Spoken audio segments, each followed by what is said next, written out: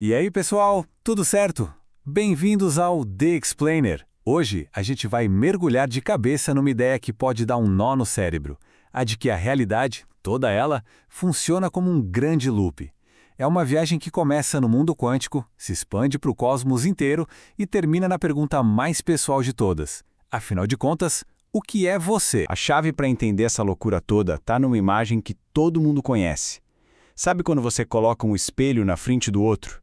Aquilo cria um túnel infinito de reflexos. Uma imagem dentro da outra para sempre. Guarda bem essa ideia de loop, de autorreferência, porque ela é a base para tudo que a gente vai ver aqui. Então, bora para o nosso mapa. Primeiro, a gente vai entender a regra do jogo lá no nível das partículas. Depois, a gente vai pegar essa mesma lógica e aplicar para o universo inteiro e também para a nossa sociedade. E para fechar, vamos amarrar tudo isso e ver o que significa, na prática, para você. Ok, tudo começa aqui. A gente vai definir a regra fundamental do nosso jogo. Vamos pegar aquela ideia dos espelhos e ver como ela funciona na física, na menor escala possível. Vamos lá. Uma pergunta que parece ter uma resposta óbvia, mas que vai bagunçar suas certezas. Pensa rápido. O que de verdade é uma partícula? Qual é o tijolinho básico que constrói tudo à nossa volta? A gente sempre imagina uma partícula como uma coisa, tipo uma bolinha de gude super pequena. Algo que simplesmente está ali. Mas e se a física quântica estiver certa? E uma partícula não for uma coisa, mas sim um evento? Algo que não existe parado, mas que acontece numa teia de relações. E aqui que a mente explode. No mundo quântico, o ato de medir não é passivo. A sua medição é literalmente um dos fios que tecem a realidade da partícula.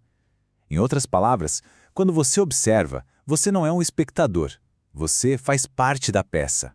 Você ajuda a criar aquilo que está vendo. E é por isso que toda aquela história de mistério quântico talvez não seja tão misteriosa assim. A partícula não estava indecisa e escolheu um estado quando você olhou. Na verdade, ela só se tornou um evento completo com a sua medição. A análise faz parte do analisado. É o nosso loop dos espelhos em ação, sacou? Beleza, entendemos a regra no mundo micro. Agora vamos pegar essa mesma lógica e jogar num tabuleiro muito, mas muito maior. O do próprio universo. As estrelas, o tempo, tudo. A regra é a mesma, só a escala que muda. Agora segura na cadeira porque a viagem fica ainda mais intensa. Existe uma teoria chamada universo em bloco. Ela diz que o tempo não passa, não flui. Pensa assim, o passado, o presente e o futuro já existem todos ao mesmo tempo, como fatias de um pão de forma. Eles estão todos lá, simultaneamente. Ué, mas se está tudo lá ao mesmo tempo, por que a gente sente o tempo andando sempre para frente? Por que o ovo quebra e nunca desquebra? A resposta parece ser a entropia. A nossa consciência sempre se move de um estado mais organizado, como o ovo inteiro, para um mais bagunçado, o ovo quebrado. A gente só consegue formar memórias na direção da bagunça. E a consequência disso é simplesmente maluca. Se o universo em bloco for real, significa que o Big Bang não aconteceu lá atrás. Ele está acontecendo agora, só que em outra fatia do tempo. E os dinossauros? Bom, eles estão por aí, nesse exato momento, em outra fatia. Certo. A gente viu que essa lógica funciona no micro e no macro. Mas e pra gente, no nosso dia a dia? Será que esse mesmo padrão de espelho, de coisas se criando, também rola nas nossas sociedades? A resposta, sem surpresa, é sim. Lembra da nossa ideia central? O loop? Pensa no Sol. Ele é um evento, um cabo de guerra perfeito entre a gravidade, que aperta, e a fusão nuclear, que expande. Uma força cria outra, e isso mantém a estrela existindo. Acredite ou não, a nossa sociedade funciona de um jeito bem parecido com isso. O filósofo Karl Marx, por exemplo, tinha uma ideia parecida. Ele falava que a nossa base material, ou seja, a tecnologia e a economia, moldam a nossa cultura e as nossas leis. Só que essa cultura não fica quieta, ela age de volta e influencia qual vai ser a próxima tecnologia que a gente vai inventar. É um ciclo que se alimenta infinitamente. E essa forma de pensar em ciclos e relações não é nenhuma novidade. A filosofia ocidental, com base em Aristóteles, geralmente busca a causa inicial, o ponto de partida, vem do mundo de forma linear. Já muitas filosofias orientais, como o Zen e o Taoísmo, sempre tiveram outro foco: o processo, as relações, a dança das coisas, entendendo que o mundo é cíclico. Muito bem. A gente viajou pelo átomo, pelo cosmos, pela sociedade. Agora vamos trazer toda essa pira de volta para a escala mais importante que existe.